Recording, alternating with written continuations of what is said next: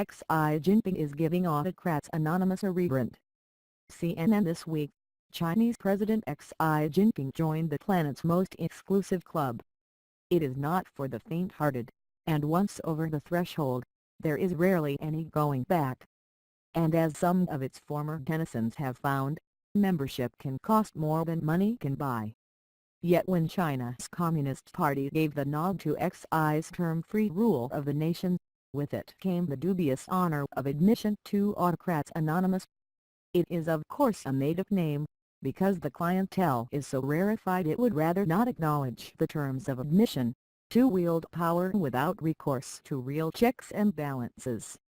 China's last bout of open-ended, one-man rule under Chairman Mao Zedong did not end well for his people. It has taken decades of party rule to turn China into the powerhouse it is today.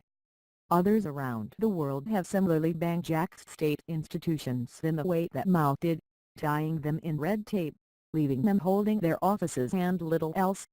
Over the past 2 decades, Russia's Vladimir Putin has delivered a master class in playing the system for himself.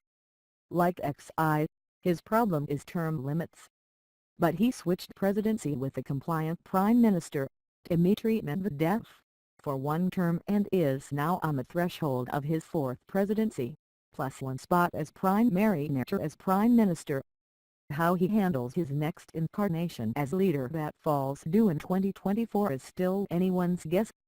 But as he has used his years in power to gather all the strings controlling Russia's media, he likely has what he needs to pull off winning ultimate control of his country's destiny again.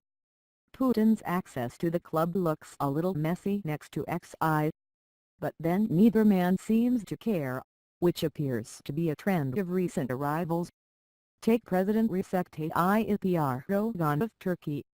His party denies his unfettered grip on power, but his path to get it has made it all too obvious for all but the most blinkered observer.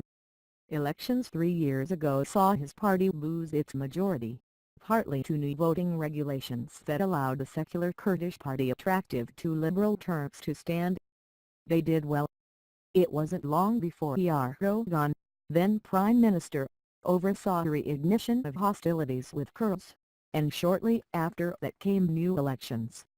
The Kurdish secular party sank, and Erdogan emerged with a majority. Not satisfied with that, he set about taking control of the media, replacing ministers and stacking his government until he could run for president, a previously powerless position, and take the prime minister's powers with him. So what is it these men want? Perhaps, like President Donald Trump, they want to be listened to and not criticized.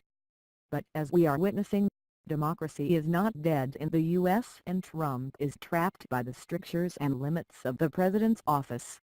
In the case of Putin, who allegedly runs Russia like a business, there is the obvious pursuit of wealth and perhaps a smattering of vanity.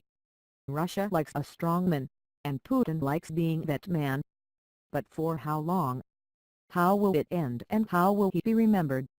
The cautionary tale for any member of the club is the fate of the late Libyan leader Muammar Gaddafi.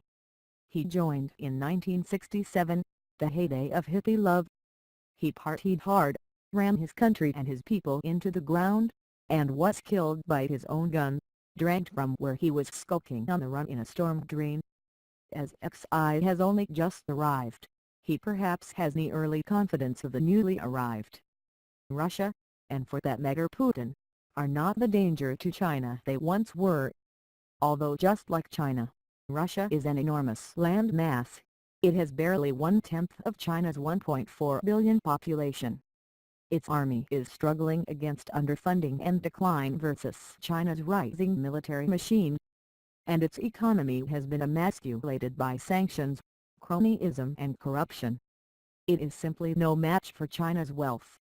Even so, Xi may catch glimpses of ghosts scattering before him as he enters the club.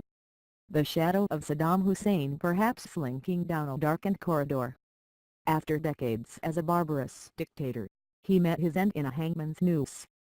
Perhaps Xi sees Hussein in conversation with his contemporary, the murderous and now deceased Syrian leader Hafez al-Assad. who handed his blood-soaked membership to his son Bashar al-Assad. Admission through birth is an increasing rarity these days. It has died over the millennia with the empires that flourished under despots, then faded under conquest. Arguably the club is slowly evolving, upgrading its image. Today's autocrat is not always a barbarous villain. Another relative newcomer hoping to break the old autocrat mold is Saudi Crown Prince Mohammed bin Salman. Technically speaking, his father, King Salman, is still the card-carrying member in the family, but few doubt when the crown comes to him, so will access to the club.